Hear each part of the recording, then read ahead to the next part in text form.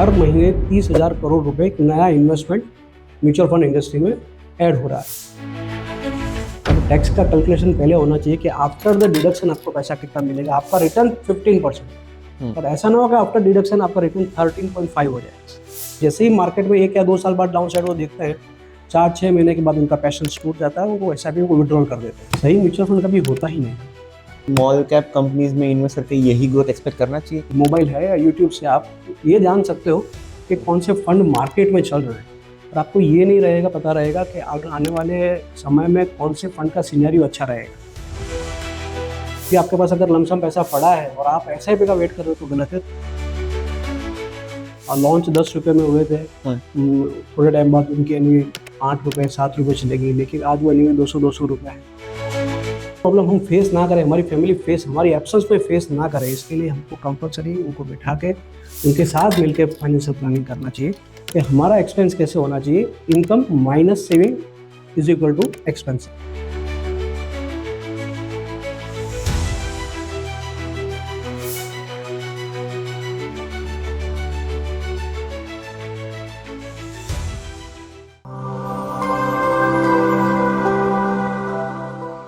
Hello sir, welcome to the podcast. Sir, क्या आपको लगता है कि जिस इंटरेस्ट से म्यूचुअल फंड अभी ग्रो कर रहा है उसी इंटरेस्ट से आगे ग्रो करने वाला है? अगर आप ग्रो को समझना चाहते हो तो मैं कुछ फैक्ट्स और डेटा के साथ समझे तो ज़्यादा बेहतर रहेगा। तो अगर देखा जाए तो नवंबर 2025 में म्यूचुअल फंड का एसआईपी मंथली इनपुट वैल्यू जो है वो पहुंच गया 30,000 करोड़। वहीं लमसम म्यूचुअल फंड का जो टोटल एयूएम है वो 80 लाख करोड़ के आसपास पहुंच गया है। अगर मैं थोड़ा सा पीछे जाऊं, यानी 5 साल पहले जो टोटल एसआईपी का इनफ्लो था वो 7,500 करोड़ था, और जो टोटल एयूएम है म्यूचुअल फंड इंडस्ट्री का टोटल एयूएम सिर्फ 30 लाख करोड़ था। यानी कि म्यूचुअल फंड इंडस्ट्री यहाँ से 4 गुना हुई है विद इन 5 ईयर्स। ओके, तो सर क्या आप जनरल ऑडियंस को समझा सकते हैं कि क्या इनफ्लो रहे, इनफ्लो क्या होता है, आउटफ्लो क्या होता है? अब इनफ्लो का मतलब ये होता है कि जो 5 साल पहले जो म्यूचुअल फंड में मंथली जो पैसा आ रहा था, जो 7,500 करोड़, वो आज 4 गुना हो गया है। यानी कि हर महीने 30,000 करोड़ रुपए एक नया इन्वेस्टमेंट म्यूचुअल फंड इंडस्ट्री में ऐड हो रहा है। ओके, अब जो आउटफ्लो की बात करते हैं, आउटफ्लो का मतलब ये होता है रिडक्शन, यानी कि हर महीने कितना पैसा निकल रहा है। ठीक है, पर ये जो मैंने आपको बताया वो नेट बताया, यानी कि आफ्टर डिडक्शन, आफ्टर विड्रॉल पैसा, इतना पैसा अभी भी म्यूचुअल इंडस्ट्री में आ रहा है। ओके, तो सर क्या ऐसा हो रहा है कि जिससे इतना जल्दी रैपिडली ग्रो हो रहा है? गवर्नमेंट के स्टेप्स ले रही है इसके? अब गवर्नमेंट के स्टेप्स को देखा जाए तो जैसे एमपी और गवर्नमेंट ने मिलकर अभी तय किया है कि अभी तक जो पैसा जो आया है ना, वो सिटीज या बड़े टाउन से पैसा आया है। ओके, सबको ये लगता है कि म्यूचुअल फंड इंडस्ट्री ने बहुत ग्रो कर लिया, लेकिन ग्रो अभी बाकी है। ये तो अभी कहते थे ना ट्रेलर है, तो पिक्चर भी बाकी है। क्यों? क्योंकि जो एमपी ने जो अभी कैंपेन चला है, उस कैंपेन के तहत हमारे भारत में है ना टोटल 6.5 लाख गाँव हैं, छोटे बड़े, जहाँ पे एक्चुअली में रोड भी नहीं है, और वहाँ पे 4 लाख से ज़्यादा पोस्टमैन है। अब उन पोस्टमैन को म्यूचुअल फंड को गली गली बेचने के लिए भेजा जाएगा। तो यहाँ से ये फ्लो आने वाले 10 सालों में मुझे लगता है 7 से 10 गुना तो आराम से बढ़ सकता है। तो सर क्या ऐसा होता है कि लोग एसआईपी शुरू तो करते हैं पर बीच में ही उनको बंद कर देते हैं? सबसे बड़ा रीज़न है वो सोशल मीडिया। एक्चुअली में लोग एसआईपी स्टार्ट इसीलिए करते हैं due to the higher market. अच्छा वैल्यूएशन देखने के बाद अगर एसआईपी स्टार्ट करी जाए, और जब भी मार्केट में करेक्शन आता है 1 या 2 साल बाद, और नेगेटिव रिटर्न देखने के बाद कस्टमर घबरा जाता है और अपनी एसआईपी स्टॉप कर देता है। मैं फॉर एग्जाम्पल आपको एक एग्जाम्पल दूँ। आज तक जो बताया जाता है ना, मार्केट में क्या दिखाया जाता है, सोशल मीडिया में क्या दिखाया जाता है कि निप्पॉन इंडिया ग्रोथ 30 साल पहले ने 10,000 किसी ने इन्वेस्टमेंट किया होता है, तो 30 साल में उसका जो भी इन्वेस्टमेंट हुआ उसका वैल्यूएशन बनता 26 से 27 करोड़। अभी 26 से 27 करोड़ पहुंचने के लिए उसने कितनी बार करेक्शन सहन किया, अपसाइड डाउनसाइड मार्केट सहन किया, लेकिन लोग ये समझना चाहते नहीं है। क्योंकि जैसे ही मार्केट में 1 या 2 साल बाद डाउन साइड वो देखते हैं, 4-6 महीने के बाद उनका पैशन टूट जाता है और वो एसआईपी को विड्रॉल कर देते हैं। तो पेशेंस ही है जो मेन चीज़ है, वो पेशेंस है। खास कर मैं बता दूं आपको, जो यंग जनरेशन में भी क्या प्रॉब्लम है कि वो ज़्यादा समझती है। एक्चुअली में यंग जनरेशन में नॉलेज की कोई कमी नहीं है, ये know about the GDP, inflation, वो सब जानती है, लेकिन सबसे ज़्यादा प्रॉब्लम उनमें है वो है पेशेंस की। और इसी पेशेंस की वजह से वो एसआईपी स्टार्ट तो कर लेते हैं, पर 6 महीने 1 साल या 1.5 साल के अंदर वो एसआईपी स्टॉप भी कर देते हैं। ओके, तो जब मार्केट गिरती है तब क्या उनको डरना चाहिए एसआईपी के टर्म्स में? सर, अगर मार्केट गिरती है तो इट इज़ इस तरह से बेनिफिशियरी आप देख सकते हो कि आपको जो यूनिट्स है वो ज़्यादा मिलेंगे। तो इन फ्यूचर एक एवरेज कॉस्ट उसी से बनता है। एसआईपी में रिटर्न जो मिलने का जो मेन रीज़न है वो due to the average cost. अगर आप उस डाउन साइड मार्केट के अंदर अपनी एसआईपी बंद कर देते हो तो उसका कोई मतलब नहीं है, आपको इन फ्यूचर कोई अच्छा रिटर्न दिखाई देगा ही नहीं मार्केट। तो जैसे कि एसआईपी है, उसको सब लोग बोलते हैं कि स्लो वेल्थ बिल्डिंग टूल है, यस तो क्या उससे फास्टर रिटर्न एक्सपेक्ट कर सकते हैं?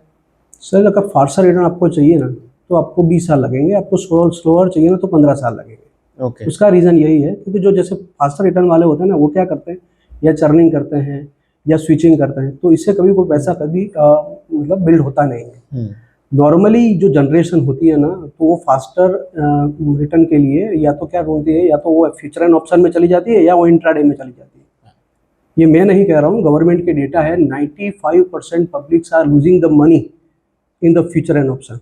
ओके। अगर वो 5% बना रही है तो आप ही के पैसों से अपना पैसा बना रही है, और उन्होंने 20 से 25 साल का एक्सपीरियंस लिया हुआ है, they have a good money. तो मैं यही कहना चाहता हूँ, जितना लॉन्ग टर्म आप रहोगे, म्यूचुअल फंड हो या एसआईपी हो, आपका रिटर्न अच्छा जनरेट होता है। ओके, तो सिर्फ एसआईपी करने से क्या लगता है कि वेल्थ क्रिएट हो जाएगी आगे जाके, अगर किसी की एक्सपेक्टेशन ऐसी हो तो किसी को एसआईपी करनी है? बिल्कुल। मैं फॉर एग्जांपल देता हूँ आपको, एक 21 साल का लड़का है, नॉर्मली होता है ना 21 ईयर्स के आदमी में, यही बच्चों में यही होता है कि अगर वो कमा भी रहा है तो उसके दिमाग में होता है कि मेरी एज अभी है नहीं थी, या मेरी इतनी इनकम नहीं है कि मैं इन्वेस्टमेंट करूँ। मैं एक एग्जांपल ऐसे देता हूँ कि अगर वो 500 रुपये भी मंथली निकालता है ना, और वो 40 साल, क्योंकि अगर वो 21 साल का है तो 40 साल है ना, वो 61 ईयर्स 61 साल तक पहुंचेगा, तब तक उसका वैल्यूएशन 1 करोड़ 16 लाख रुपए हो जाएगा। ओके। वेल्थ क्रिएट होती है सर, और actually you have to wait. Second thing, आपकी जो भी एसआईपी है ना, वो गोल बेस्ड होनी चाहिए, क्योंकि ज़्यादातर एसआईपी रैंडम, आपको किसी ने बोला, रिलेटिव्स ने बोला और आपने एसआईपी स्टार्ट कर दी। नॉर्मली होता क्या है, जैसे 30s में किसी ने आपको बोला कि भाई आपके बच्चे के लिए 15-20 साल के बाद आपको अच्छा अमाउंट मिलेगा, और आपने एसआईपी स्टार्ट कर दी बिना ये सोचे कि एसआईपी कौन सी एसआईपी लॉन्ग टर्म में अच्छी है। वो एसआईपी क्या होगा, 2 या 3 साल में आपका माइंडसेट बदल जाएगा, आप एसआईपी विड्रॉल कर दोगे, एसआईपी स्टॉप कर दोगे। अच्छा, सही बात है। तो सर क्या जब किसी की सैलरी अगर लो हो, किसी की लो इनकम सैलरी हो, तो उसको एसआईपी शुरू करना चाहिए या पहले अपने एक्सपेंसेस है उस पर ध्यान देना चाहिए? देखना जाए ना तो ऑफिसों में वॉरेन बफेट का पिक्चर लगा हुआ था हर जगह, हाँ। तो कभी कभी फॉलो भी कर लेना चाहिए। उनका कहना ये था कि हमारा एक्सपेंस कैसे होना चाहिए, income minus saving is equal to expense. यानी एक्सपेंस आप कब करो, आपकी इनकम है उसमें से पहले सेविंग्स करो। यानी अगर कोई ये, अगर जैसे मैं आपको एग्जाम्पल दे रहा हूँ, किसी की इनकम 15 या 20 हज़ार रुपये, वो 500,000 से अपना इन्वेस्टमेंट कर सकता है, ओके। ठीक है। लेकिन उसका माइंडसेट अगर ये है कि मेरी एसआईपी, मेरा जो इनकम है कम है, तो वो कभी एसआईपी कर ही नहीं पाएगा, क्योंकि आप जो सो रहा है ना उसको जगा सकते हैं, लेकिन जो सोने का नाटक कर रहा है उसको आप नहीं जगा सकते। तो ऐसी कौन सी मैट्रिक, ऐसी कौन सी चीज़ें कंसीडर करनी चाहिए जिससे कोई आदमी एक सही म्यूचुअल फंड पकड़ सके? सही म्यूचुअल फंड कभी होता ही नहीं। It is a thinking, just like हम जैसे मोबाइल में देखते हैं ना, आपको टॉप रेटेड 5 म्यूचुअल फंड दिखाई देते हैं।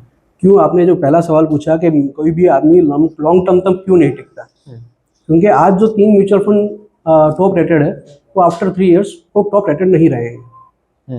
म्यूचुअल फंड की भी एक साइकिल होती है, आपको मेनली म्यूचुअल फंड में टिका रहना है।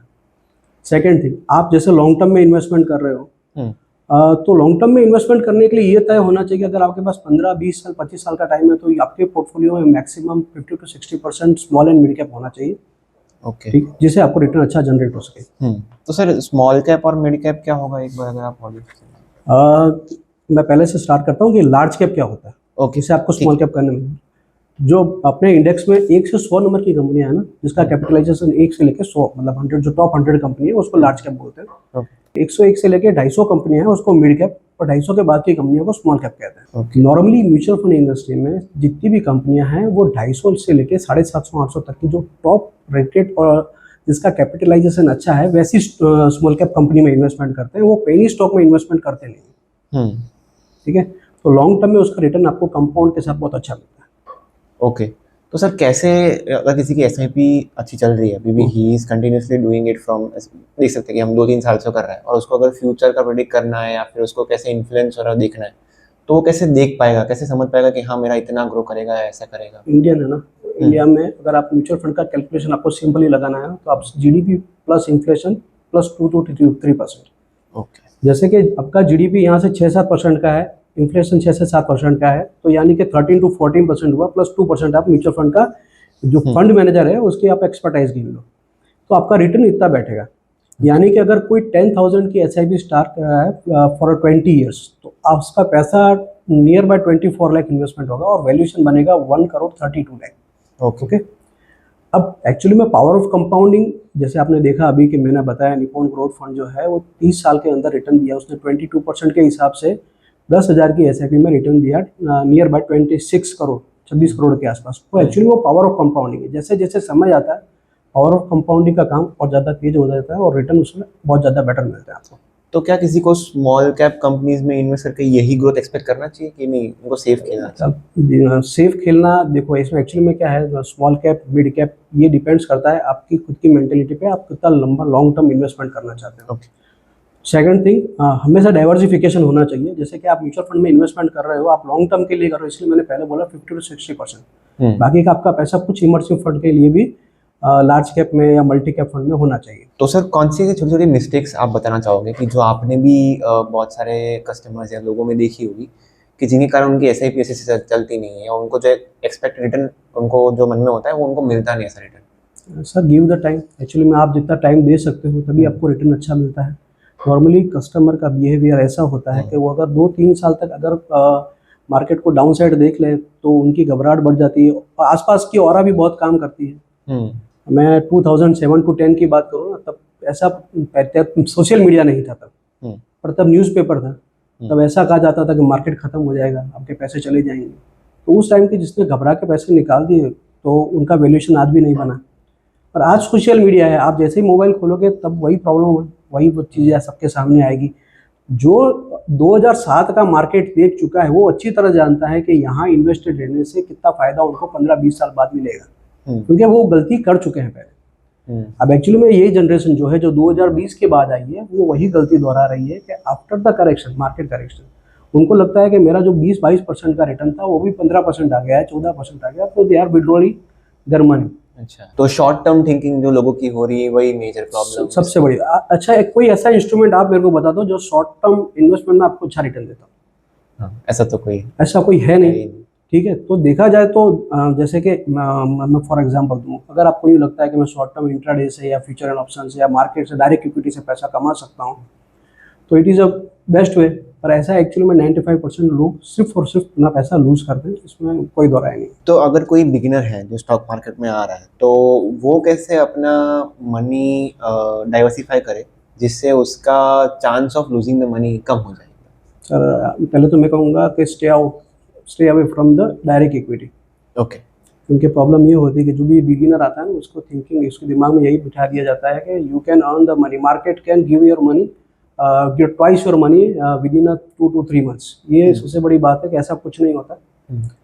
नॉर्मली आप कितने भी बड़े प्लेयर देख लो, वो मार्केट में अगर 15-20 साल से हैं तो उनका रिटर्न भी जो है डायरेक्ट इक्विटी में 15-20 या 25% कंपाउंड रिटर्न दे रहा है पैसा।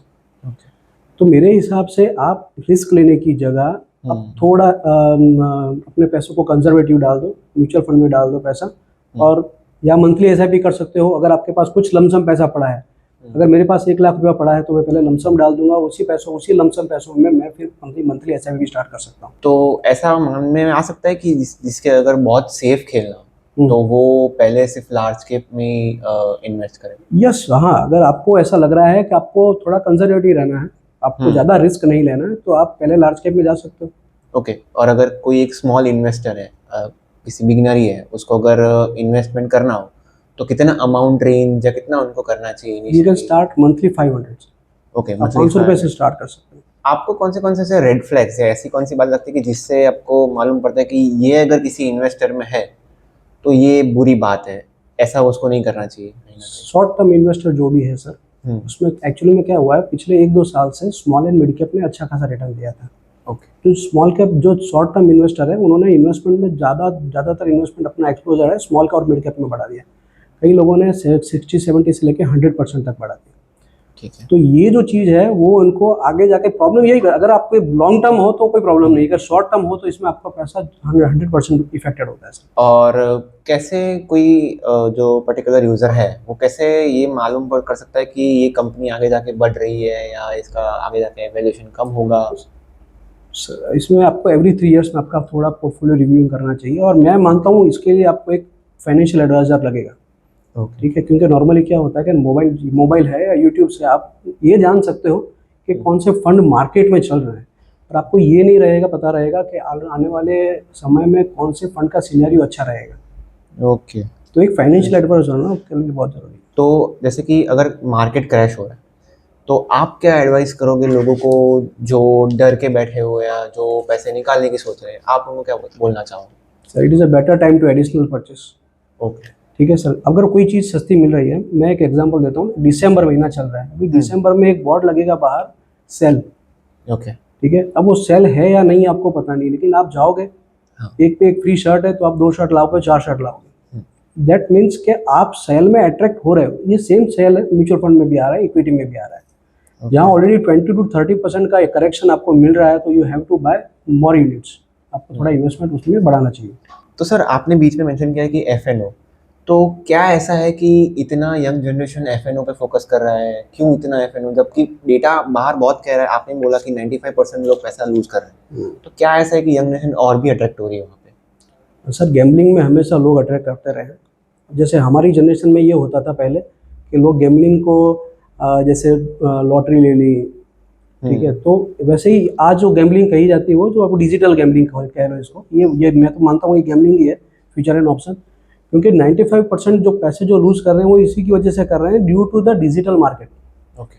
आप देख रहे हो, टोटल आपका व्हाट्सअप देख लो या कोई भी सोशल मीडिया देख लो, पूरा भरा रहता है। आपको टिप्स देते हैं कि भाई आप फ्यूचर ऑन ऑप्शन में आज ये बाय कर लो, जिससे आपको ये प्रॉफिट होगा, लेकिन ऐसा कुछ है नहीं। सेकंड थिंग, सबसे बड़ा स्कैम है आज की डेट में टीचिंग।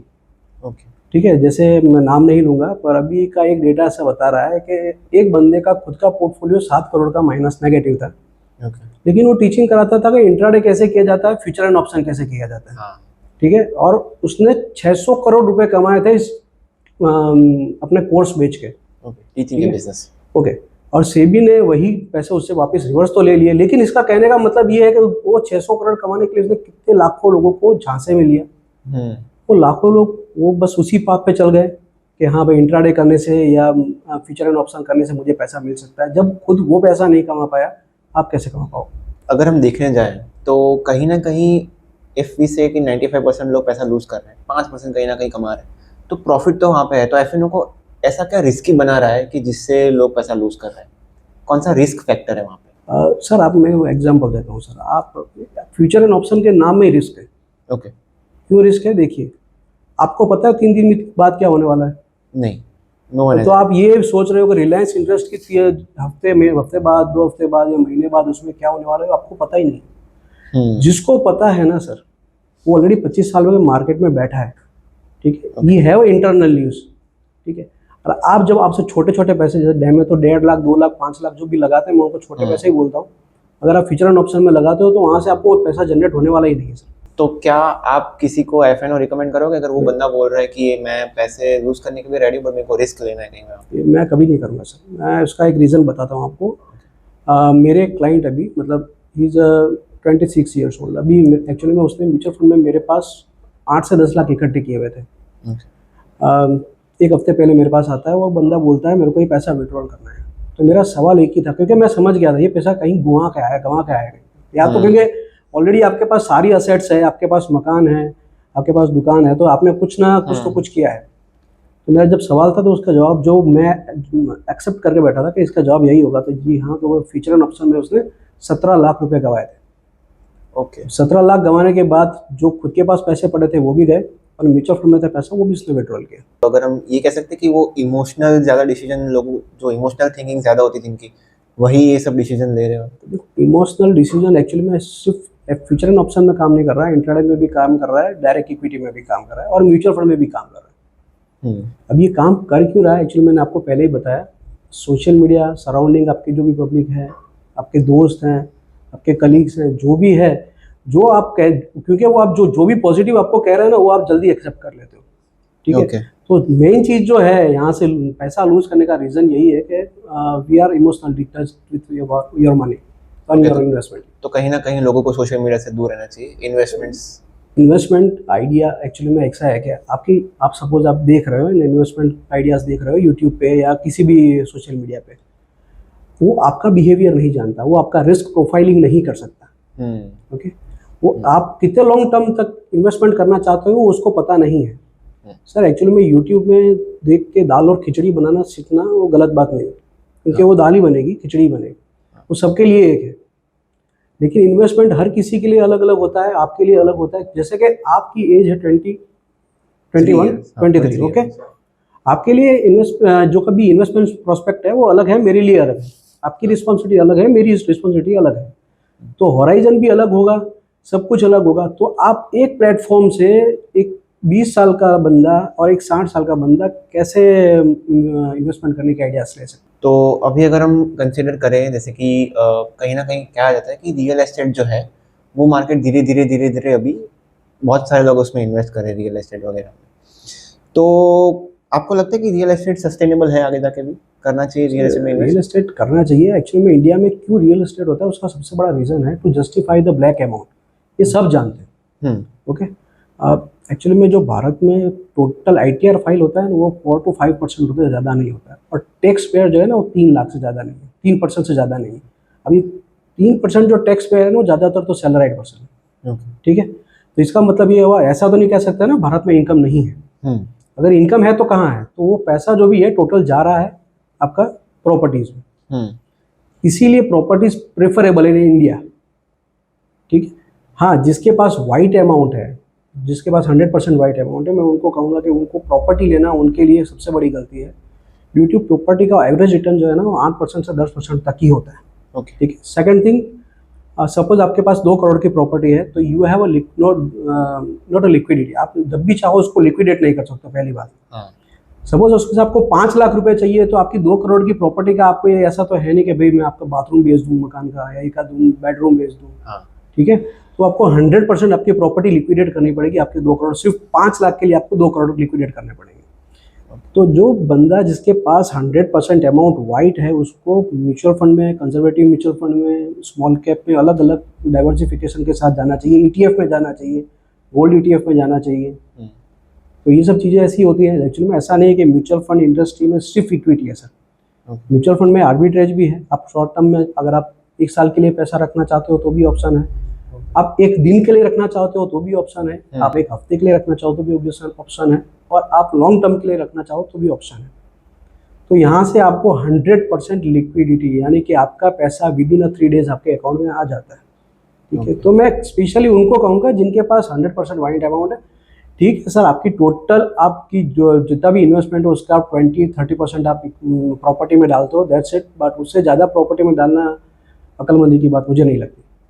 ओके, तो सर आप कैसे कंपेयर करते हो रियल एस्टेट रिटर्न्स को और लॉन्ग टर्म इक्विटी रिटर्न्स को? सेम मैंने बताया भाई, उसमें 8 से 10% का आपको रिटर्न जनरेट होता है नॉर्मली म्यूचुअल फंड या डायरेक्ट इक्विटी। अगर आपको डायरेक्ट इक्विटी का नॉलेज है या म्यूचुअल फंड, ये आपको 15% का या 5% का गैप तो आपको वहीं से दिखाई देगा, ओके, ठीक है। जिसके पास ब्लैक अमाउंट है उसके पास प्रॉपर्टी के पास कोई ऑप्शन नहीं है। बट सबसे बड़ी बात है लिक्विडिटी से। ओके, तो लिक्विडिटी जो है वो लिक्विडिटी मेन चीज़ है आज की डेट में। ये है सर कि आपको कोई भी ऐसी इश्यू हो गया, फाइनेंशियल क्राइसिस आ गया या कोई इमरजेंसी आ गई, तो पैसा आपके हाथ में होना चाहिए, ना कि आप पूरी तरह डिपेंडेबल रहोगे। तो बहुत सारे बड़े बड़े जो CEOs हैं जैसे कि निखिल कामत हो गए, वो सब, तो वो ये बोलते हैं कि इंडिया में अगर घर लेना है तो आइडियली आपको घर नहीं लेना चाहिए, आपको रेंट पे रहना चाहिए। नहीं, ये आपका क्या थॉट्स है? नहीं, ये तो बिल्कुल गलत है सर। आप मकान नहीं ले रहे हो, आप किराए पे रह रहे हो, रेंट पे, ठीक है। आप रेंट पे हो, जब घर में कोई एंटर होगा गेस्ट तो पहले क्या पूछेगा सर? हाँ, कि घर खुद का है। इससे आपका इमोशन तोड़, आपका जो कॉन्फिडेंस है ना वो 50% कम हो जाता है सर, ये बात सुन के, ठीक है। एक्चुअली में इतना भी प्रैक्टिकल नहीं होना चाहिए कि सब कुछ छोड़ छाड़ के सब म्यूचुअल फंड में डाल दिया, इन्वेस्टमेंट कर दिया। ये तो सब कैसी वो वाली बात है, जैसे USA में सब कंजप्शन कैसे बढ़े, ऐसा नहीं होता। आपको रहने के लिए घर होना चाहिए, ऑफिस होनी चाहिए, जहाँ एक्चुअली में आप जाओ एंटर हो तो आपको यूँ फीलिंग आनी चाहिए कि नहीं आप अपने घर में आए हो, ठीक है ना। तो मेरे ख्याल से अपना खुद का एक घर तो होना ही चाहिए। हाँ, लेकिन ये मैं बोल दूं कि कई बार ये होता है कि आपने 70-80 लाख का मकान लिया, आपके पास सिर्फ 10 लाख पड़े हैं, आपने 80 लाख, 70 लाख, 60 लाख की लोन ले ली, ये बहुत गलत बात है। अच्छा, एक लोन का बर्डन लेके, बहुत सारे लोन का बर्डन लेके मकान लेना, ये मतलब कॉन्सेप्ट गलत है। आपके पास चलो मकान लेना है, पूरा पैसा नहीं है, बट 60 to 70% अमाउंट आपके पास होना चाहिए। Then you have to think about the, तो ये क्राइटेरिया होना चाहिए, 60-70% आपको कितना होना चाहिए आपके पास। सर अभी जैसे कि गोल्ड अभी बहुत डिमांड में था मार्केट में, कहीं ना कहीं इंडिया में गोल्ड हम सिर्फ इमोशनल पर्पज से लेते हैं, या तो कोई फेस्टिवल्स पे आ गया या किसी मैरिज या उसके फंक्शन में हम लोग लेते वही लेते हैं, तो क्या गोल्ड को इन्वेस्टमेंट के पर्पज से कंसिडर करना चाहिए? बिल्कुल, अभी एक्चुअली में ऐसा तो देखा जाए तो गोल्ड को इन्वेस्टमेंट के पर्पज से पहले से किया ही जाता है। अच्छा। मैं आपको एक थोड़ा सा ब्रीफली बता दूं कि भारत में टोटल जो इन्वेस्टमेंट है ना, उसमें 55% जो एक्सपोजर है वो सब लेके गया है प्रॉपर्टी में इन्वेस्टमेंट है। 15 से 20% गोल्ड में है। तो म्यूचुअल फंड में जो है, म्यूचुअल फंड या डायरेक्ट इक्विटी में सिर्फ 5% है। ठीक है, तो गोल्ड तो पहले से इन्वेस्टमेंट होता आया है और होना ही चाहिए, क्योंकि कुछ मैंने आपको बोला लिक्विडेट अमाउंट, वो भी एक लिक्विडेट प्रोडक्ट ही है जिसको आप कभी भी चाहो सेल करो और आपकी जरूरत पूरी कर सकते हो। तो जो भी लोग अभी अगर गोल्ड बाय करते हो इमोशनल चॉइस, अगर उनको इन्वेस्टमेंट में जाना हो तो कितना परसेंट इन्वेस्ट कर सकते हैं अपनी इनकम का? एट दिस टाइम आप इन्वेस्टमेंट पर्पस के लिए जा रहे हो गोल्ड, तो मैं नहीं मानता कि गोल्ड सही प्रोडक्ट है। ओके, इस time? Yes, because gold almost high, एक साइकिल मैंने आपको बताया था, जैसे म्यूचुअल फंड की भी साइकिल, इक्विटी भी साइकिल होती है, वैसे गोल्ड की भी साइकिल होती है, और वो एक पीक पे है। मैं ये नहीं कह रहा हूँ गोल्ड बढ़ेगा नहीं, ठीक है, आप कुछ पोर्शन रखो, 5-10%, ठीक है, अगर आप 100% स्विच कर देते हो पैसे या 50% कर देते हो, तो यहाँ इस लेवल पे करना बहुत गलत है। ओके, सेम यही प्रॉब्लम होती है कि जब भी आप मनी कंट्रोल खोलोगे, कुछ भी खोलोगे, म्यूचुअल फंड के ETF आपको पहले दिखाई देंगे, क्योंकि वो 90%, 70% के, 80% के रिटर्न है लास्ट ईयर के, तो वो हम जल्दी अट्रैक्ट हो जाते हैं। पर वो अट्रैक्शन हमको यही प्रॉब्लम करती है, कोई भी वजह से। म्यूचुअल फंड को ले लिया, म्यूचुअल फंड को 2024 में यही हो रहा था। 2024 में हायर रिटर्न देखने के बाद लोगों का इनफ्लो बहुत ज़्यादा बढ़ गया म्यूचुअल फंड की तरफ, जो मतलब यंगस्टर्स की बात कर रहा हूँ, तो बहुत ज़्यादा बढ़ गया, जिसकी इफेक्ट उनको 2025 में देखने को मिली। ठीक है, और सेम यही हो रहा है। उस टाइम कोई गोल्ड बाय नहीं कर रहा था, आज लोग सिर्फ और सिर्फ गोल्ड बाय कर रहे हैं। हाँ, उसकी इफेक्ट में भी 1 या 2 साल बाद आपको देखने मिल सकती है।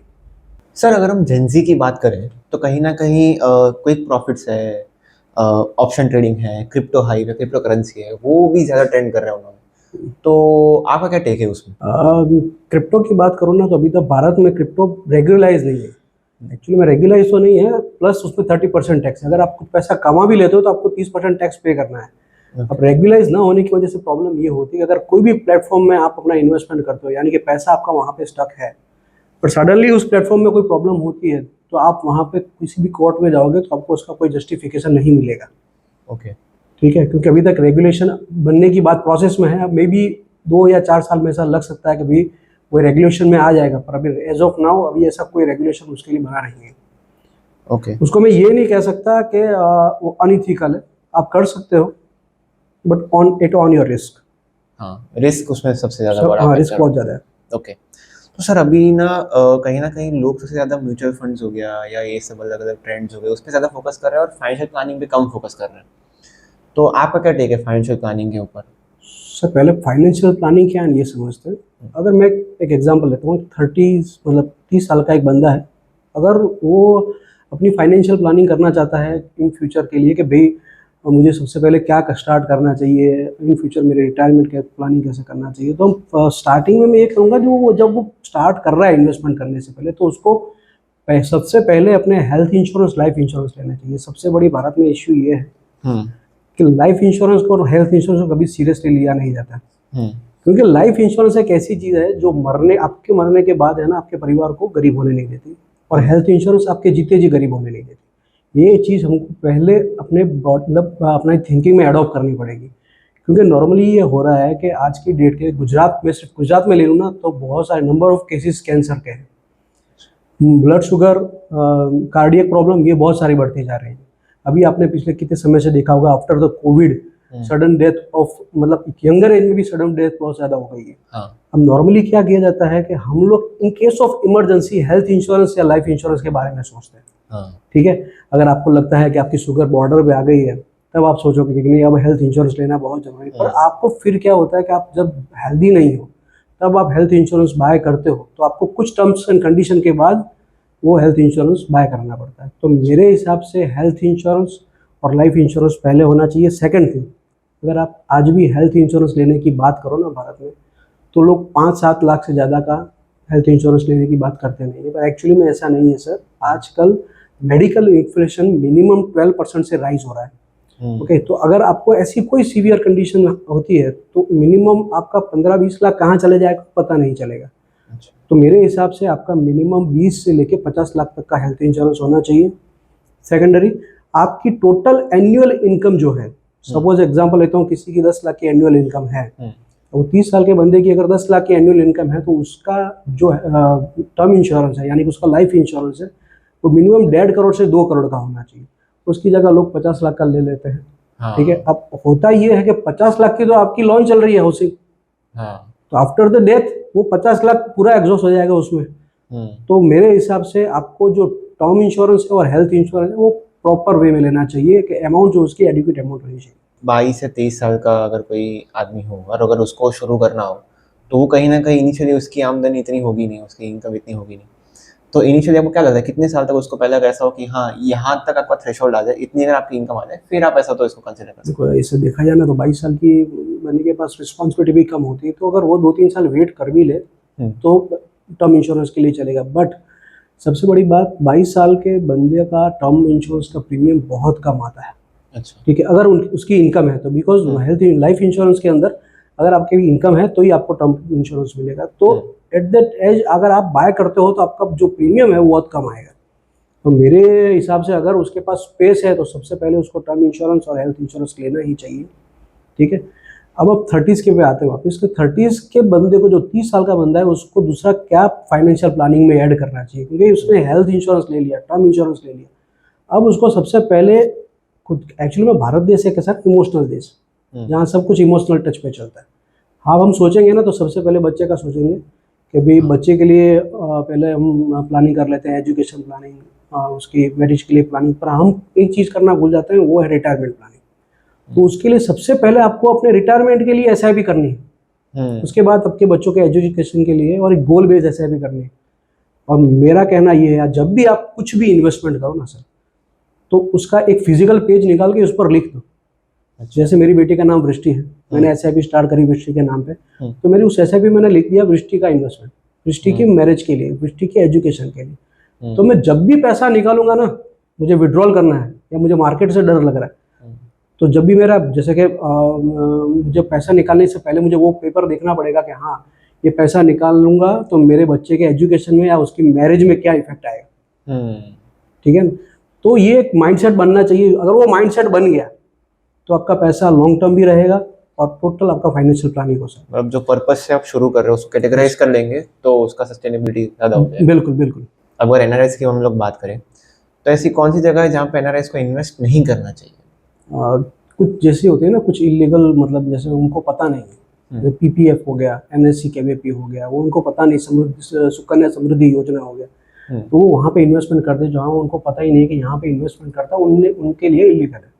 ओके। एक वहाँ वो इन्वेस्टमेंट बहुत ज़्यादा कर लेते हैं। दूसरी बात, NRIs है ना, पूरी तरह डिपेंडेबल है बैंक्स पे, क्योंकि पूरा वो है ना, डैशबोर्ड पे दिखता है कि भाई NRI का बैंक अकाउंट में 20 लाख पड़ा है, 25 लाख पड़ा है। तो ज़्यादातर क्या होता है कि बैंक्स वाले पहले तो FD देते हैं, क्योंकि fix deposit is good product, वो देते हैं तब तक ठीक है, बट आफ्टर दैट वो ज़्यादातर ऐसी प्रोडक्ट उनको चिपका देते हैं, जैसे कि मैं लाइफ इंश्योरेंस ले लूँ, जो एंडोमेंट प्लान ले लूँ, 10-15 लाख का प्रीमियम ले लिया, या म्यूचुअल फंड में भी अगर वो चले जाते हैं तो विदाउट गोल बेस्ड इन्वेस्टमेंट वो बैंका से कर लेते हैं। अब नॉर्मली होता क्या है कि कुछ ऐसी कंट्रीज़ हैं जहाँ पर म्यूचुअल फंड टैक्स फ्री है। अच्छा। और उसकी एक प्रोसेस रहती है जो एनुअली करनी रहती है, तो उन कंट्रीज़ के अंदर ये प्रोसेस बैंक द्वारा नहीं की जाती। ठीक है, तो बैंकों में इन्वेस्टमेंट करने से प्रॉब्लम यही होती है, फेस करनी पड़ती है, जो भी आपका इन्वेस्टमेंट है वो वापस आएगा, वो टैक्सेबल आएगा। ठीक है, third one is property, excessive investment in property. ज़्यादातर NRIs में 90% इन्वेस्टमेंट प्रॉपर्टी में। अच्छा। अब प्रॉपर्टी में इन्वेस्टमेंट में कोई प्रॉब्लम नहीं है, अच्छा है, आपके पास फिजिकल सब कुछ है, पर सबसे बड़ी प्रॉब्लम ये है कि जो इंडिया में, मैंने पहले ही आपको बताया कि इंडिया में प्रॉपर्टी जो है ब्लैक अमाउंट को जस्टिफाई करने के लिए होती है। सेकंड थिंग, उसका रिटर्न 8 से 10% से ज़्यादा नहीं होता है, एवरेज में काउंट करो तो। ठीक है, किसी प्रॉपर्टी ने आपको 20-25% रिटर्न दे दिया, तो कई बार प्रॉपर्टी ये भी होगी कि 10 साल बाद उसका वैल्यूएशन सेम का सेम है, तो एवरेज निकाला जाए तो 8-10% से ज़्यादा नहीं होता। थर्ड वन, कि आप जो भी प्रॉपर्टी लोगे ना, सपोज आपने 5 करोड़ की प्रॉपर्टी एनआरआई ने, किसी एनआरआई ने 5 करोड़ की प्रॉपर्टी बाय करी, तो उसमें स्टैंप जो होगा वो 2.5 करोड़ से ज़्यादा का नहीं होगा, यानी कि आपके 2.5 करोड़ रुपए ऑटोमेटिकली ब्लैक हो गए, अच्छा। क्योंकि वो आपको ब्लैक देने पड़ेंगे। सेकंड थिंग, आपने 10 साल बाद वो प्रॉपर्टी बेची, मैं मानता हूँ चलो 5 करोड़ की प्रॉपर्टी 10 या 12 करोड़ हो गई, देन यू हैव टू पे tax, depends on the stamp duty. मतलब उस टाइम जो भी स्टैम्प होगा वो आप भी नहीं जानते। अब एक्चुअली में आपने तो 2.5 लाख का स्टैम्प किया, पर उस टाइम का अगर 10 लाख का स्टैम्प है, 10 करोड़ का, सॉरी 10 करोड़ का स्टैम्प है, तो आपको 10 करोड़ के स्टैम्प के हिसाब से आपको टैक्स पे करना पड़ेगा 13% के आसपास। ओके। यानी कि आप ऑलमोस्ट प्रॉपर्टी में देखा जाए तो एक रिटर्न तो गेन कर रहे हो, पर टैक्सेशन के हिसाब से आपका नेट रिटर्न 7 to 8% बन के रह जाता है। अच्छा, तो ये कैलकुलेशन कभी वो लोग ये consider- कैलकुलेशन वो कभी नहीं करेंगे। उसका रीज़न एक्चुअली मैं बताता हूँ आपको। जब बहुत ज़्यादा फ्लो होता है ना इनकम का, तो हर किसी को इनकम के लिए, इन्वेस्टमेंट के लिए सबसे पहले प्रॉपर्टी दिखाई देती है। ठीक है, कोई भी बंदा है ना, वो बैठ के ये समझना नहीं चाहता कि अगर अपार्ट ऑफ द प्रॉपर्टी, अगर वो प्रॉपर्टी के सिवा दूसरी कोई लिक्विडेट अमाउंट में जाता है, लिक्विडेट एसेट्स में जाता है, तो उसको रिटर्न कितना जनरेट होगा, और आफ्टर द टैक्सेशन, क्योंकि टैक्सेशन काउंट करने के आप जो कैलकुलेशन जो है ना, वो उनमें इतनी टाइम नहीं होता उनका कि वो कैलकुलेट कर पाए, तो आफ्टर द टैक्सेशन उनको हाथ में पैसा कितना आता है। तो सर ये तो हमने बात की कि क्या नहीं करना चाहिए, तो फिर हम कंसिडर करें कि कैसे, कहाँ कहाँ उन्हें इन्वेस्ट करना चाहिए। अब मैं एक चीज़ मैं भूल गया जो मैं बता देता हूँ। हाँ। अब कुछ कंट्रीज हैं जहाँ म्यूचुअल फंड टैक्स फ्री है, तो बैंका से जो इन्वेस्टमेंट ये लोग कर रहे हैं, तो उसमें जब कुछ कंट्री को मैं नाम लेता हूँ, जैसे दुबई ले गया, दुबई हो गया, यूएई, सऊदी, ओमान, बहरीन, इन कंट्रीज में जो भी पैसा आएगा, आप वहाँ का एनआरआई अगर पैसा इन्वेस्टमेंट कर रहा है, उसका जो भी पैसा वो विड्रॉल करेगा वो नॉर्मली टैक्स फ्री होना चाहिए। ओके। और उसकी जो प्रोसेस बैंका द्वारा की नहीं जाती, इसीलिए उनको टैक्स पे करना पड़ता है। उसका एक एग्जांपल जो मेरे साथ रिसेंटली मैंने देखा है, अभी जब मैं दुबई गया तो मुझे एक भाई साहब मिले, उन्होंने 2018 के बाद टोटल 10 करोड़ रुपए इन्वेस्टमेंट म्यूचुअल फंड में किए थे, और 2025 में उन्होंने 30 करोड़ रुपए का वैल्यूएशन बना, उन्होंने विड्रॉल किया, तो उन्हें 2.25 करोड़ रुपए का टैक्स उन्होंने पे किया। जब उन्होंने मुझे ये बताया, मैंने 2.25 करोड़ का टैक्स पे किया है, मतलब एक्चुअली में वो जो 2.25 करोड़ है ना, टीडीएस पे कट जाता है सीधा। अच्छा। तो उनके हाथ में नेट प्रॉफिट ही आता है। तो मैंने उनको बताया एक्चुअली में आपने ये इन्वेस्टमेंट कहाँ से, उनका बताया, उनका कहना था मेरा पूरा इन्वेस्टमेंट जो है वो पर्टिकुलर बैंक से है, मेरी बैंक से है, क्योंकि मैं पूरी तरह डिपेंडेबल बैंक पे हूँ। अच्छा। ठीक है, अब एक्चुअली में ये नॉलेज बैंक को है नहीं टैक्सेशन का, इसीलिए उनको ये 2-2.5 करोड़, एक्चुअली में 2-2.5 करोड़ एक बहुत बड़ी अमाउंट होती है, तो उनको वो टैक्स भी है। अब उस टैक्स को वो क्लेम भी नहीं कर सकते। अच्छा। क्योंकि क्लेम करने के लिए कंपलसरी आपको पहले इंटीमेट करना पड़ता है कि यू आर फ्रॉम, मतलब you are NRI but you are staying in UAE और सऊदी अरेबिया। ऐसी चीज़ें हो सकती है कि जिसमें लोग एनआरआई लोगों को इन्वेस्ट करना चाहिए, ऐसे कौन से जगह होनी चाहिए?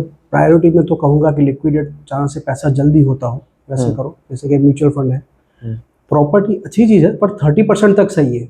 आप 30% तक प्रॉपर्टी में पैसा डालो, तो टोटल आपका जो इन्वेस्टमेंट है आपका 100 में से 30 रुपीज़ आप डाल रहे हो, तो दैट्स इट, उससे ज़्यादा नहीं होना चाहिए।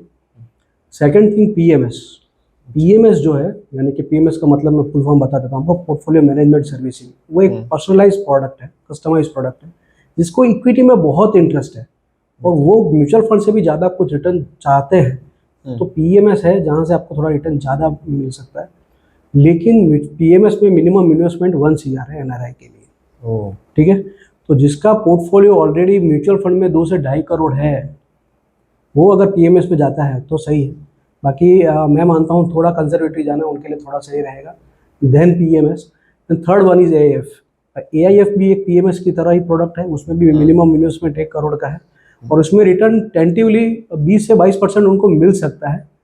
लेकिन एक बार उनका म्यूचुअल फंड का एग्रीम अच्छा बन जाए, बाद में इन प्रोडक्ट में जाना चाहिए। सर गिफ्ट सिटी पीएमएफ क्या होता है? जी, गिफ्ट सिटी पीएमएस की बात करें तो gift city is a offshore product. अब ये ऑफशोर प्रोडक्ट क्या होता है, एक्चुअली में सिंगापुर में थी पहले। ये ऑफशोर प्रोडक्ट का मतलब ये होता है कि नॉर्मली मैं म्यूचुअल फंड की बात करूँ तो म्यूचुअल फंड पीएमएस एआईएफ में इंडियन से इन्वेस्टमेंट कर सकते हैं, इंडिया के बाहर का। जैसे कोई आप कोई भी एक कंट्री का, दुबई का रेसिडेंट है, वहाँ का ले लो, तो वो आदमी इन्वेस्टमेंट नहीं कर सकता। लेकिन गिफ्ट सिटी में कहाँ का, कहीं का भी हो, कहीं का भी सिटीजनशिप हो, यूएसए का हो, या कोई भी कंपनी भी है, कॉरपोरेट है, तो वो इन्वेस्टमेंट कर सकता है। इसकी प्रोसेस बहुत ईजी है। सेकेंड थिंग, ये पैसा जो पूरा कंपनी लेती है वो $टर्म्स में लेती है। यानी ये प्रोडक्ट खास मॉडिफाई करी गई है यूएस कनाडा बेस NRIs के लिए एज वेल एज वहाँ की कंपनीज के लिए। तो वो डॉलर टर्म्स में इन्वेस्टमेंट करते हैं, और जो पैसा वापस विड्रॉल करते हैं, जो पैसा वापस जाएगा वो भी डॉलर टर्म में जाएगा। ओके। ठीक है। अदर कंट्रीज जैसे सिंगापुर ले लो, ऑस्ट्रेलिया ले लो, ये लोग भी इन्वेस्टमेंट बहुत अच्छा खासा इन्वेस्टमेंट कर रहे हैं। पिछले कुछ समय में नंबर ऑफ CR सिंगापुर से आया है गिफ्ट सिटी में, तो वो ऑलरेडी रिटर्न अच्छा खासा जनरेट कर रहा है। और सेकंड थिंग, मेन चीज़ ये होती है सिंगापुर में, या सेम मैंने पहले बहुत बताया था आपको कि जो म्यूचुअल फंड में जो नॉर्म्स लगता है उस 6 कंट्री, उसी का नॉर्म्स इसमें भी लगता है। यानी कि दुबई ले लो, सऊदी, ओमान, बहरीन, इन सब कंट्रीज़ के अंदर, सिंगापुर, यहाँ जो भी पैसा वो लोग इन्वेस्टमेंट करेंगे उनका वैल्यूएशन पूरा टैक्स फ्री होगा। यहाँ भी उनको टैक्स देना नहीं है, उनकी कंट्री में उनको टैक्स नहीं देना। तो सर आपने जैसे बोला कि 90% NRIs बैंक से बैंक पे डिपेंड है, तो क्या करना चाहिए उनको? They should really consult a financial advisor, उनको जाना चाहिए, या फिर उनको कैसे ट्रस्ट आएगा किसी पे? देखो सर, लोकली जैसे मैं एक एग्जांपल लेता हूँ कि अहमदाबाद का एक बंदा NRI है। तो यहाँ में NRI अगर वो अहमदाबाद में किसी को अच्छा कंसल्टेंट चाहिए, अच्छा फाइनेंशियल एडवाइजर चाहिए, कितना कितना मुश्किल है? मिल जाएगा आराम से। आराम से मिल जाएगा। आराम से मिल जाएगा। आपको सिर्फ ये देखना है कि उसको टैक्सेशन का कितना नॉलेज है। ओके। क्योंकि ज़्यादातर NRIs टैक्स में ज़्यादा पैसा कमाते हैं। ओके। मैंने आपको पहले ही बताया, जब ज़्यादा इनफ्लो होता है ना, तब टैक्स का कैलकुलेशन नहीं लगाते हैं।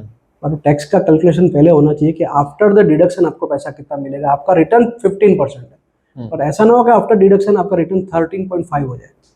अच्छा। ठीक है, तो वो पहले आपको चेक कर लेना चाहिए। जहाँ टैक्स लगना है वहाँ लगेगा सर। जैसे कि अब US कनाडा है, वहाँ कोई भी इन्वेस्टमेंट करेगा तो उनको जो टैक्स लगना है लगेगा, यहाँ भी लगेगा, उनको वहाँ भी लगेगा। बट कुछ कंट्रीज है जहाँ टैक्स नहीं लग रहा है, उनके पास खास कंसल्टेंट होना चाहिए, फाइनेंशियल एडवाइजर होना चाहिए। तो उनको टैक्सेशन की जो मेन ज़रूरत है वहाँ पे उनको एडवाइज़र चाहिए ही चाहिए। जी जी। और सेकंड थिंग, उनके लिए भी एक नॉर्म्स, तो एक जो जनरल फाइनेंशियल प्लानिंग का एक रूल्स लागू मतलब मैं पाए तो होना ही चाहिए। जो वो सबसे बड़ी बात कि वो उनके पास कभी टर्म इंश्योरेंस नहीं होता। ओके। ठीक। तो उनकी जितनी भी इनकम है, जैसे किसी की 1 CR की इनकम है एनुअली, तो he must buy 15 CR term insurance. के पास 15 करोड़ का सम इंश्योर होना चाहिए, क्योंकि जो लाइफस्टाइल अपने अपनी फैमिली को दे चुके हो वो आपके एब्सेंस में नहीं रहेगी। तो ये पैसा लिक्विडेट अमाउंट में भी, आपके पास बहुत सारी प्रॉपर्टी हो पर प्रॉपर्टी बेच के कोई अपना घर खर्च नहीं चलाता। ठीक है, तो ये लिक्विडेट अमाउंट आपके फैमिली को बहुत काम आती है। सर अगर हम फैमिली की बात कर रहे हैं तो रिटायरमेंट प्लानिंग पे आपके क्या थॉट्स हैं? सर मैं तो कहता हूँ फैमिली, जैसे आपकी फैमिली की बात करें, रिटायरमेंट प्लानिंग पे आते हैं, पहले ये बात करते हैं कि जब भी फाइनेंशियल प्लानिंग और रिटायरमेंट प्लानिंग करके हम बैठो ना, तो पहले फैमिली को साथ में लेके बैठो। ओके। ज़्यादातर लोग क्या करते हैं कि फाइनेंशियल प्लानिंग करने बैठे हैं या फिर कुछ समझने बैठे हैं या कुछ इन्वेस्टमेंट कर रहे हैं, तो उस घर के मेन यानी एक जेंट्स को पता होता है कि मेरा कितना टर्म इंश्योरेंस है, मेरा कितना हेल्थ इंश्योरेंस है, और या फिर मेरा इन्वेस्टमेंट कहाँ कहाँ पे। ठीक है, तो आपको ये ज़रूरी है कि जो भी है वो पूरी फैमिली को लेकर, मैं तो कहता हूँ बच्चों को भी पता होना चाहिए, आपकी नेक्स्ट जनरेशन को पता होना चाहिए कि आने वाले फ्यूचर के अंदर कहाँ इन्वेस्टमेंट करने से कितना रिटर्न मिलेगा।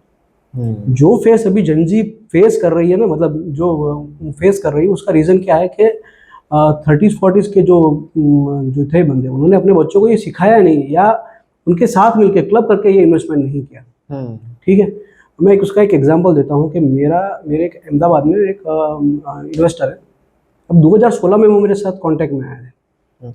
जब वो कांटेक्ट में आया तो पहली बार मुझे मिले, हमने 1 साल थोड़ा हमारा कन्वर्जेशन हुआ। फिर 2017 में उनका कॉल आया कि हम हर साल अप्रैल में मिड में एक बार मेरे घर पे मिलेंगे। ओके। मैंने कहा ओके ठीक है भाई, ये अच्छी बात है, क्योंकि वो खुद एक बिल्डर है, उनके पास थोड़ा टाइम की कमी रहती है, तो मिड में हम मिलते हैं हर बार।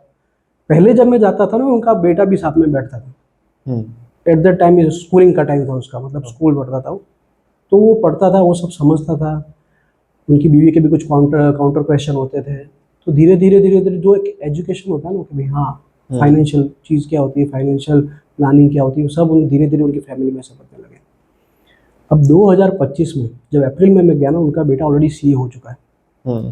तो अब क्या हो रहा है, अब वो जो लड़का है ना, उसका खुद के भी व्यू वो रख सकता है कि पापा अगर ऐसा नहीं हम ऐसा करें तो ज़्यादा बेटर रहेगा। सेकंड थिंग, वो समझ गया कि लॉन्ग टर्म इन्वेस्टमेंट, क्योंकि उसके पापा ने जो भी इन्वेस्टमेंट अभी किया था 2016 में, उसका वैल्यूएशन बहुत अच्छा बन गया, क्योंकि वो लॉन्ग टर्म तक 9 साल तक इन्वेस्टेड रहे। तो बच्चे के माइंड में एक सेट हो गया, अगर मैं लॉन्ग टर्म रहूंगा तो ही मुझे पैसा मिलेगा। ठीक है, तो हमारी सबसे बड़ी प्रॉब्लम यही है कि जब भी हम कोई भी प्लानिंग करते हैं, रिटायरमेंट प्लानिंग कर लिया या फाइनेंशियल प्लानिंग कर लिया या इंश्योरेंस लिया, तो घर वालों को पता होता ही नहीं है। और इसकी सबसे बड़ी इफेक्ट इंडिया में ये है कि भारत में 67,000 करोड़ रुपीस अनक्लेम पड़े हैं, जिसको कोई क्लेम करने वाला नहीं है। ठीक है, तो ये प्रॉब्लम हम फेस ना करें, हमारी फैमिली फेस, हमारी एब्सेंस में फेस ना करे, इसके लिए हमको कंपलसरी उनको बिठा के उनके साथ मिलके फाइनेंशियल प्लानिंग करना चाहिए। अब बात करते हैं रिटायरमेंट प्लानिंग की। सर, रिटायरमेंट प्लानिंग हर एज में अलग अलग हिसाब से की जाती है। जैसे मैंने आपको बताया कि 20 साल का लड़का अगर रिटायरमेंट प्लानिंग करना चाहता है, 25 साल का लड़का रिटायरमेंट प्लानिंग करना चाहता है, तो उसके लिए सबसे बेस्ट ऑप्शन है SIP SWP, यानी कि हो सके होती है SIP करो एंड 30 साल के बाद उसको SWP में कन्वर्ट कर दो, सिंपल है। एक एग्जांपल लेता हूँ कि आपने 25 साल का लड़का है, थोड़ी अच्छी सैलरी है, महीने के 10,000 बचा सकता है, तो उसने 10,000 रुपये इन्वेस्टमेंट कर दिया SIP में। 30 साल के बाद उसका वैल्यूएशन, अगर वो 10,000 के SIP को सिंपल ही चलाएगा ना, तो उसका वैल्यूएशन नियर बाय बैठेगा 5 CR के आसपास 30 साल में। ठीक है, पर अगर वो थोड़ा सा सोचेगा कि हर साल इनकम बढ़ती है, मैं अपना इन्वेस्टमेंट में बढ़ाऊँ, तो अगर सिर्फ 10% टॉपअप डालेगा तो उसका पैसा बन जाएगा 30 साल बाद 12 करोड़ रुपये, डबल से भी ज्यादा। हाँ, अब वो 12 करोड़ जो पैसा बना है, जो 12 करोड़ बना है, तो 12 करोड़ को 8% के हिसाब से SWP में डाल देगा ना, तो उसकी लाइफ अच्छी भी निकलेगी, एज वेल एज उसका जो कैपिटल है वो एवरी 10 ईयर में वो कैपिटल डबल हो जाता है। अच्छा। ठीक है, यानी कि वो सपोज अपने 12 करोड़ में से 7 लाख रुपए एवरी मंथ ले रहा है पेंशन, क्योंकि मैं 30 साल बाद का इन्फ्लेशन भी काउंट करूंगा, ये भी 7 लाख हमको ज़्यादा लग रहा है, और अभी का 7 लाख मे भी उस टाइम का 1 या 1.5 लाख होगा। हाँ। ठीक है, और तो जो उसका पैसा है वो भी 10 साल में जो 12 करोड़ है वो 24 करोड़ हो जाए, 20 साल में 24 का 48 करोड़ हो जाए। अच्छा। तो इससे बेस्ट कोई ऑप्शन है नहीं फाइनेंशियल प्लानिंग के लिए। अब 30s में स्टार्ट कर रहे हो तो आपको SIP की अमाउंट ऐसे बढ़ानी पड़ेगी, 40s में ऐसे बढ़ानी पड़ेगी कि आपको जितना आप लेट करते हो, आप अर्ली एज में अगर SIP स्टार्ट करते हो, इन्वेस्टमेंट समझ जाते हो तो ठीक है। अगर आप 30s या 40s में स्टार्ट कर रहे हो और 40s में स्टार्ट करके आपकी एक्सपेक्टेशन ये है कि मैं मंथली 1.5-2 लाख रुपए या 2.5 लाख रुपए मुझे पेंशन चाहिए, तो आपको उसी हिसाब से इन्वेस्टमेंट करना पड़ेगा। आपकी SIP की अमाउंट इतनी बड़ी होगी, या लाख रुपए या 1.25 लाख रुपए आपकी SIP अमाउंट होगी। सर, SIP के अलावा कौन से चीजें जो कर सकते हैं अगर फ्यूचर की प्लानिंग करनी हो? देखिए, ऐसे देखा जाए तो मार्केट में बहुत सारी प्रोडक्ट्स हैं। यूलिप्स है, यूलिप है जो उसको भी आप एज अ रिटायरमेंट में कन्वर्ट कर सकते हो, पर यूलिप की चीज़ ऐसी है जिसको आप उसको पूरे चार्जेस समझना आपके लिए बहुत ज़रूरी है। नॉर्मली यूलिप धड़ल्ले से बिकता है अभी मार्केट में, क्योंकि एक्चुअली में क्या है ना, यूलिप का जो ब्रीफ जो होता है ना चार्जेस, उसका FMCG चार्ज ले लिया, एलोकेशन चार्ज है, क्या कहते हैं, पॉलिसी एडमिन चार्ज, उसको आप प्रॉपरली समझ के अगर इन्वेस्टमेंट करते हो तो वो एंडोमेंट से कोई ज़्यादा बेस्ट प्रोडक्ट है। ठीक है, तो वो भी एक आप उसको रिटायरमेंट में कन्वर्ट कर सकते हो। PPF is also good option, क्योंकि वो भी एक, जैसे आप कुछ म्यूचुअल फंड में पैसा डाल रहे हो 60% या 50%, तो 10-20% आप अपना पैसा PPF में भी डाल सकते हो, उसको कन्वर्ट कर सकते हो इन फ्यूचर। जैसे आपने अभी स्टार्ट किया, आपका पैसा 40-50 लाख हुआ उस टाइम, तो 50 लाख को उसमें भी PPF में से कन्वर्ट कर सकते हो, पेंशन में कन्वर्ट कर सकते हो। अब कुछ ऐसे भी इंस्ट्रूमेंट है, जैसे एक्चुअली में क्या होता है, कई बार ऐसा होता है कि 60 साल की उम्र में कई बार ऐसा लगता है कि अब मुझे पेंशन चाहिए, तो उनके लिए पेंशन प्लान सही है। ठीक है, क्योंकि उस टाइम में अब वो ज़्यादा रिस्क लेंगे नहीं, तो वो पेंशन प्लान उनके लिए जाना ज़्यादा बेटर रहता है। तो सर, हमने बहुत सारे टॉपिक्स फाइनेंस रिलेटेड कवर कर लिए, अब हमारे फाइनल सेगमेंट में धीरे धीरे आ रहे हैं, तो आप डिफाइन करवाएंगे कौन से ऐसे फास्टेस्ट वे है जिससे लोग वेल्थ घुमा देते हैं, अगर बहुत साल से इकट्ठा कर रहे हैं फिर भी उनकी चली गई, कौन से फास्टेस्ट वे होंगे? मैंने पहले बताया, जैसे डायरेक्ट इक्विटी करना बिना नॉलेज के, डायरेक्ट इक्विटी कभी गलत ही नहीं, बिना नॉलेज के, future and option, gambling, wrong decision. जैसे आपने पैसा बहुत सारा इकट्ठा किया, 55-60 साल की उम्र में आपने एक बड़ी प्रॉपर्टी ले ली, अब at the time of liquidate amount, मतलब आपको जब पैसा निकालना था, आपने पैसा डाल दिया, तो आपका पैसा स्टक हो जाएगा। तो इंस्ट्रूमेंट एक्चुअली में ऐसी कई चिट फंड कंपनियां हैं, तो ऐसे तो बहुत सारे ऑप्शन है जहाँ लोग पैसे गंवा रहे हैं। ठीक है, क्रिप्टो ले लीजिए, क्योंकि अभी लास्ट मंथ ये हुआ कि क्रिप्टो में ट्रेडिंग करने वाले लोगों के 500,000 करोड़ रुपए चले गए, तो वो कहीं सालों की मेहनत थी उनकी, तो ये ट्रेडिंग में भी लोग पैसे कमा रहे हैं। और कौन सा ऐसा स्लोएस्ट बट एकदम श्योरेस्ट वे होगा जिससे पैसे आ सकते हैं? श्योरेस्ट तो नहीं कह सकते, श्योरेस्ट बोलना गलत होता है, पर म्यूचुअल फंड इज बेस्ट। अगर पास लमसम अमाउंट है, तो डालिए सर। अगर कोई कुछ भी कहे कि लमसम ग्रो नहीं करता तो गलत बात है, क्योंकि मेरे को 19 साल हो गए इस इंडस्ट्री में, और मैंने मेरे सामने ऐसे फंड भी देखे हैं जो लॉन्च 10 रुपये में हुए थे, थोड़े टाइम बाद उनकी एनवी 8 रुपये 7 रुपये चलेगी, लेकिन आज वो एनवी 200 रुपये है, यानी कि 20 टाइम उनका पैसा हो गया। तो लमसम भी डालिए अगर आपके पास पैसा हो, क्योंकि आपके पास अगर लमसम पैसा पड़ा है और आप SIP का वेट कर रहे हो तो गलत है। तो आपको लमसम के लिए पहले जाना है, फिर SIP करनी है। तो सर अभी हम रैपिड फायर राउंड की तरफ जा रहे हैं। ओके।